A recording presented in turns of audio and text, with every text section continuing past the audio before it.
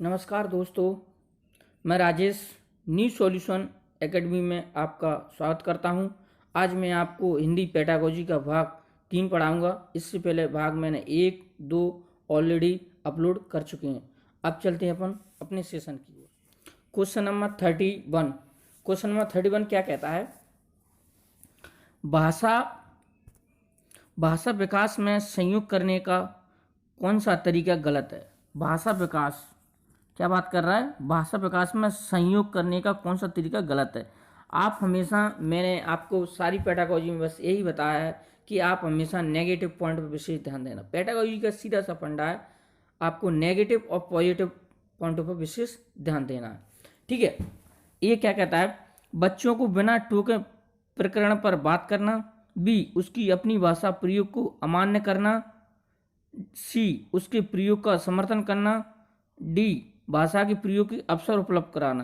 तो आप सोच सकते हो, पहले में उसने क्या, उसमें क्या, भाषा का समर्थन करना, बिल्कुल राइट बात है। भाषा के प्रयोग को अवसर उपलब्ध कराना, बिल्कुल सही बात है। उन्होंने कि उसकी भाषा का प्रयोग को अमान्य करना, ये नेगेटिव पॉइंट है। ठीक है, उन्हें बच्चों को बिना टोके प्रकरण पर बात करना, बिल्कुल राइट बात है। तो इसमें क्या है, अब बात की जाए तो वैसे ही उसका राइट आंसर क्या आएगा? बी, क्योंकि बात ये की जा रही है उसमें भाषा प्रयोग के लिए गलत तरीका, नेगेटिव की बात कर रहा था वो, और नेगेटिव इसमें क्या है, ऑलरेडी आपका बी निकल आया। ठीक है, अब चलते हैं अपन अगले क्वेश्चन की तरफ। अगर अपन इसे बात की जाए कि भाषा के जी अमान्य क्यों, क्योंकि अमान्य की अगर बात की जाए, क्योंकि प्रत्येक बच्चे की मातृभाषा क्या है, भिन्न होती है। अब क्या है, प्रत्येक बच्चा अलग अलग तरीके से सीखता है, क्योंकि सीखने में एक एक साधक के रूप में क्या प्रयोग की जाती है, इसलिए ये भाषा क्या अमान्य है, क्योंकि प्रत्येक बच्चे की भाषा अपने अलग अलग भिन्न होती है। अब चलते हैं अपन अगले क्वेश्चन की तरफ। Question number 32। क्वेश्चन नंबर 32 क्या कहता है? भाषा का आरंभ किससे होता है? उन्होंने कही कि भाषा का जो आरंभ होता है, यानी कि स्टार्ट होती है, वो किससे होती है? ए, शब्द। बी, ध्वनि। सी, अर्थ। डी, स्वरूप। तो इसका राइट आंसर जाएगा बी। किससे जाएगा?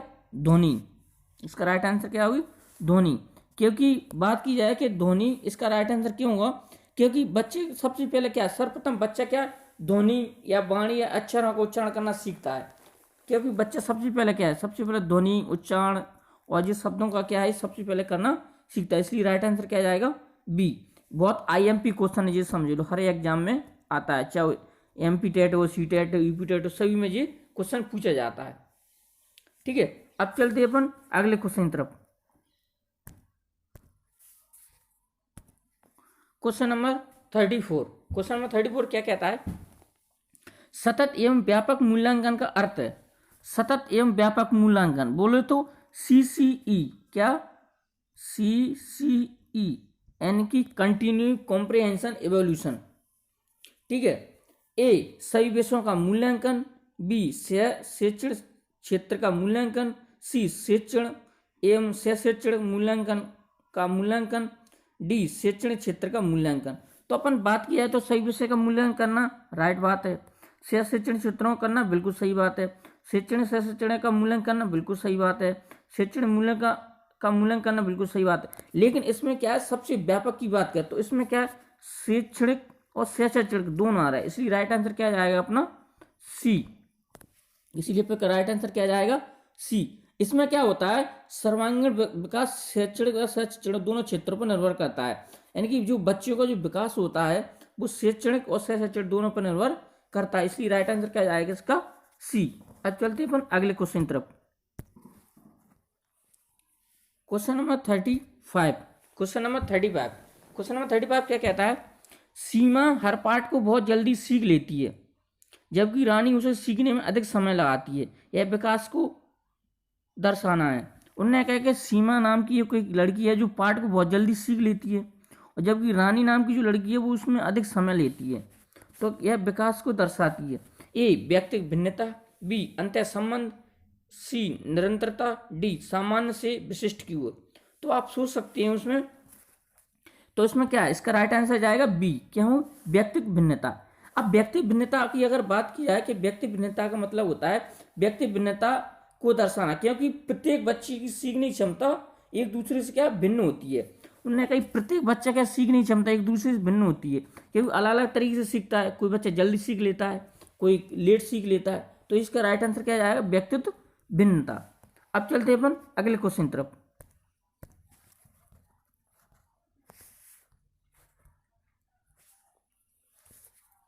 Question number 36। क्वेश्चन नंबर 36 क्या कहता है? भाषा शिक्षण के संदर्भ में किसी शिक्षक के लिए सर्वाधिक महत्वपूर्ण है। उन्होंने की कि भाषा शिक्षण के संदर्भ में शिक्षक के लिए सबसे महत्वपूर्ण क्या है? ए, पाठ सहगामी क्रिया को आयोजन करना, बी, भाषा प्रयोग के अधिक अवसर प्रदान करना, सी, निर्धारण पाठ्यक्रम को पूर्ण करना, डी, परीक्षाओं को आयोजन करना। तो 36 आप सोच सकते हैं इसका राइट आंसर जाएगा बी। क्या जाएगा? बी।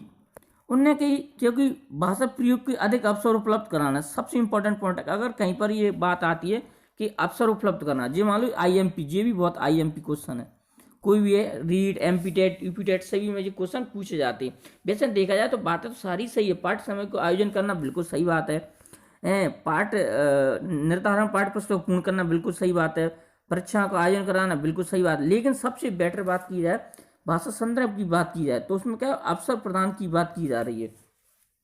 अवसर से क्या क्या बच्चों को उनकी अभिव्यक्ति स्वतंत्रता देना हो जाता है और उनका भाषा का स्तर बढ़ेगा। उनने कही कि अगर व्यक्ति को जैसे ही अगर उसको अपन जितना अवसर देंगे, एक शिक्षक जितना अवसर देगा, उसी अभिव्यक्ति की उसको स्वतंत्रता मिलेगी और उसी की भाषा का स्तर उससे बढ़ता है। इसी राइट आंसर क्या जाएगा इसका?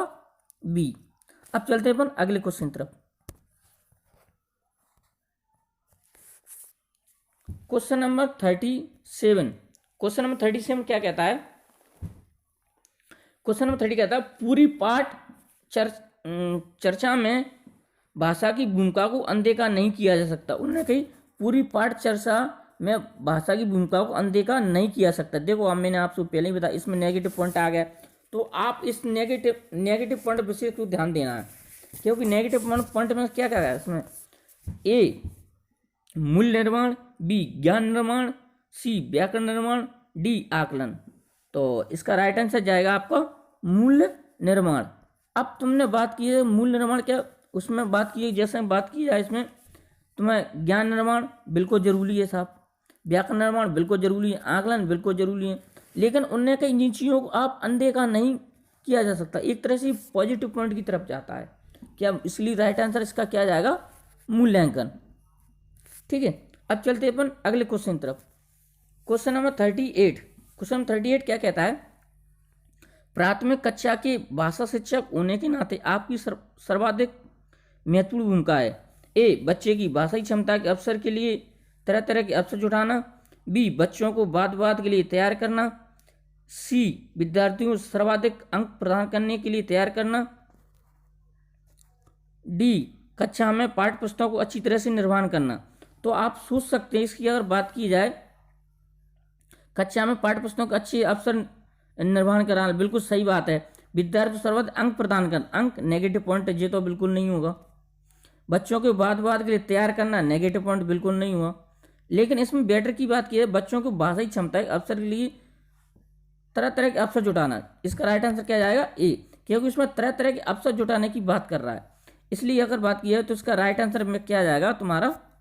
क्या? ए, क्योंकि इसमें क्या तरह तरह के अवसर जुटाने की बात कर रहा है। और सबसे इंपॉर्टेंट चीज ये, क्योंकि बात क्या कह रहा था वो, प्राथमिक कक्षा के भाषा शिक्षक होने के नाते आप सर्वाधिक महत्वपूर्ण भूमिका, तो सर्वाधिक आपकी क्या महत्वपूर्ण भूमिका की बात कर रहा, तो सर्वाधिक महत्वपूर्ण किसकी है? ए, क्योंकि बच्चे को जितने अवसर मिलेंगे उतना ही वो सारे कामों को वो करेगा। अब चलते हैं अपन अगले क्वेश्चन की तरफ।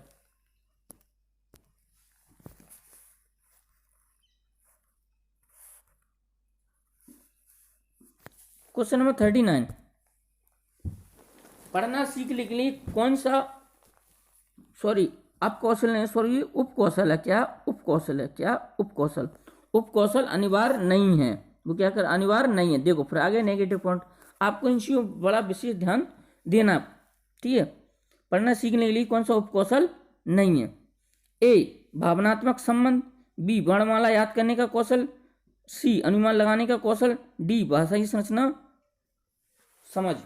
तो इसका राइट आंसर जाएगा, आप सोच सकती हो, देखो भावनात्मक सहसंबंध, बिल्कुल राइट बात है। वर्णमाला को याद करना, बिल्कुल सही बात है। अनुमान लगाना, ये थोड़ा सा नेगेटिव पॉइंट हो गया। भाषा की संरचना को समझना, बिल्कुल राइट बात है। तो ऑलरेडी वैसे ही निकले, अनुमान लगाना का कौशल, यही क्या नेगेटिव पॉइंट है। सी राइट आंसर क्या जाएगा, सी। अब चलते हैं अपन अगले क्वेश्चन के, क्योंकि ये सारे क्या है, ये उप कौशल हैं, सिर्फ किसको, सी को छोड़ के। इसी राइट आंसर जाएगा सी, क्योंकि उसमें नेगेटिव पॉइंट पूछा गया था। अब चलते हैं अगले क्वेश्चन की तरफ। Question number 40। क्वेश्चन नंबर 40 क्या कहता है, दूरभाषिक बच्चे डेडेस विकास, सामाजिक सहिष्णुता और डेडेस चिंतन में अपेक्षाकृत बेहतर होते हैं। उनने कई दूरभाषा यानी कि द्विभाषा, सॉरी दोस्तों थोड़ा सा प्रिंट गलत हो गया, द्विभाषा बच्चे विकास, सामाजिक सहिष्णुता और में अपेक्षाकृत बेहतर होते हैं। ए संज्ञानात्मक सीमित, बी संज्ञानात्मक विस्तृत, सी संक्रियात्मक सीमित, डी संक्रियात्मक केंद्रित। तो आप सोच सकते हो इसमें अगर बात की जाए तो आपके वैसे भी पॉइंट की अगर बात की जाए, आपको क्या पूछ रहा है क्वेश्चन, द्विभाषिक बच्चों की बात की रहा है, किसकी, द्विभाषिक बच्चों की। वैसे भी अगर बात की जाए तो आप ऑलरेडी इसका राइट आंसर वो लगा सकती हो कि इसमें क्या है, एक तो सीमित की बात कर, लिमिट की बात करते हो, ये नेगेटिव पॉइंट होगा, संक्रियात्मक नेगेटिव पॉइंट जी हो गया, विशेष जान का ये पॉजिटिव पॉइंट हो गया। और आपका बात की जाए तो और एक फोर्थ क्या कहता है, पूरा केंद्रित करना, केंद्रित करना ये भी एक नेगेटिव पॉइंट होगा। तो उसका राइट आंसर वैसे ही आप सोच सकते हो ऑलरेडी बी होगा, क्योंकि भाषा की बात की यार उसमें क्या कह रहा है, तुम्हारा क्वेश्चन कह रहा है कि बच्चों की द्विभाषिक बच्चों के सामाजिक सगुणता की बात कर रहा है, अपेक्षाकृत सबसे बेहतर होती है, किसमें होती है, संज्ञानात्मक विस्तृत। अब संज्ञानात्मक विस्तृत की अगर तुम बात करें, संज्ञानात्मक विस्तृत में क्या होता है, इसमें क्या सबसे बच्चा सारी विस्तृत चीजें उसको मिलेंगी, इतनी चीजों को जल्दी सीखेगा, ठीक है, ज्ञान रुचि वगैरह ये सब क्या है, कॉग्निटिव के अंतर्गत आती हैं, ठीक है। अब चलते अपन अगले क्वेश्चन तरफ। Question number 41। क्वेश्चन नंबर 41 क्या कहता है, निम्न में से किसके अभाव में हम पढ़ नहीं सकते। उनमें क्या करें, ऐसा निम्न में से किसके अभाव में हम पढ़ नहीं सकते, देखो नेगेटिव पर आ गया, ठीक है। ए लिपि से परिचय, बी 12 कड़ी से परिचय, सी वर्णमाला की क्रमबद्धता का ज्ञान, डी संयुक्त अक्षरों की पहचान। तो इसका राइट आंसर जाएगा 41 का ए, क्या जाएगा ए, क्या लिपि से परिचय, क्योंकि 12 कड़ी से तो अपन पढ़ सकते हो, वर्णमाला की क्रमबद्धता से बिल्कुल पढ़ सकते हो, संयुक्त अक्षरों की पहचान से बिल्कुल पढ़ सकते हैं। लेकिन इसमें क्या है, लिपि ये क्या एक नेगेटिव पॉइंट होगा, लेकिन जाता किसकी, वो पॉजिटिव की तरफ जाता है, कि उसमें नहीं पूछा गया, क्योंकि व्यक्ति को अगर लिपि से परिचय नहीं हुआ तो आदमी कैसे पढ़ेगा। लिपि का सीधी मतलब अनिवार्य है, क्योंकि लिपि का परिचय कर हम पढ़ नहीं सकते, क्योंकि लिपि नहीं हुआ तो हम उसको पढ़ नहीं सकते, क्योंकि अगर भाषा चिन्ह और प्रतीकों में बद्ध होती है, क्योंकि इसमें भाषा और चिन्ह प्रतीक सारी चीजें होती हैं, अगर ये सारी चीजें नहीं होंगी तो हम कैसे पढ़ोगे।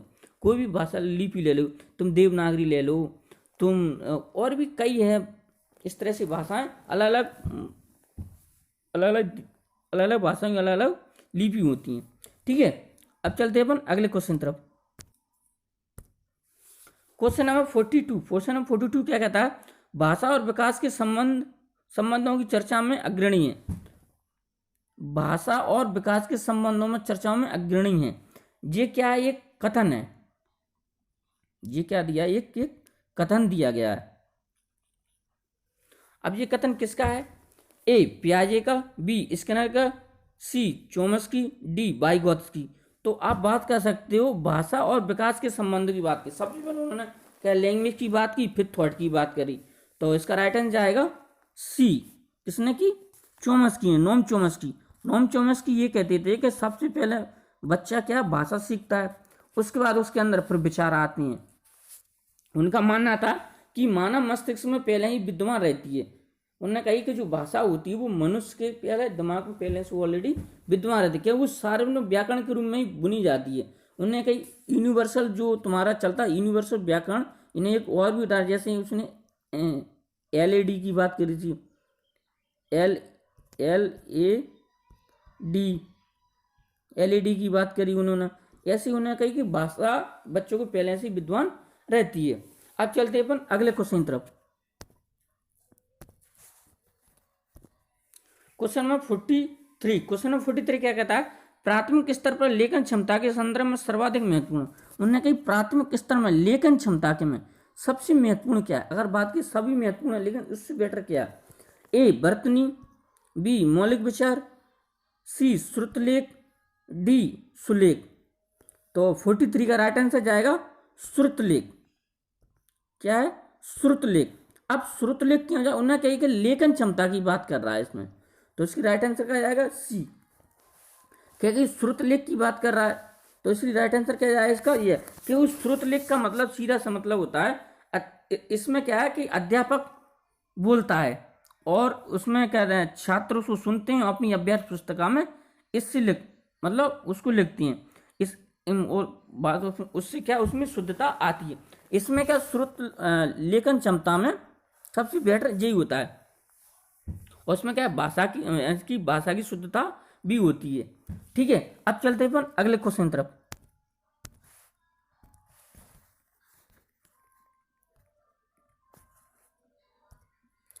क्वेश्चन नंबर 44 क्या कहता है, वाणी डेडेस होती है और लिखित भाषा की तुलना में काफी तेजी से बदलती रहती है।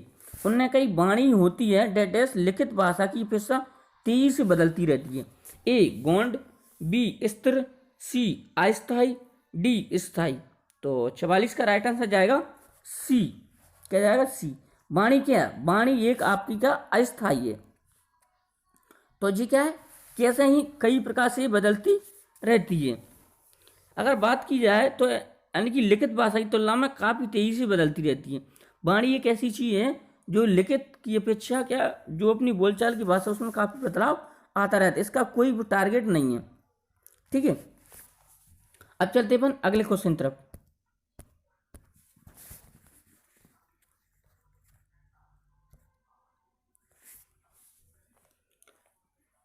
क्वेश्चन नंबर 45, संज्ञानात्मक स्तर पर विकसित अन्य भाषाओं में आसानी से अनुदित होती रहती है। उन्होंने कही कि संज्ञान के स्तर पर विकसित आसानी से अनुदित होती रहती है।